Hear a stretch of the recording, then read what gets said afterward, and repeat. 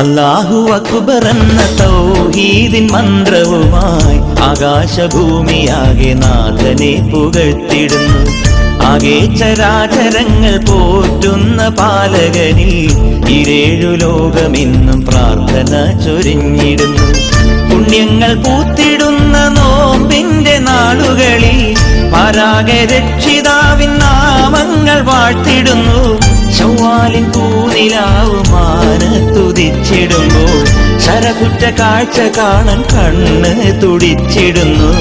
അല്ലാഹു അക്ബർ എന്ന തൗഹീദിൻ മന്ത്രവുമായി ആകാശഭൂമിയാകെ നാഥനെ പുകഴ്ത്തിടുന്നു.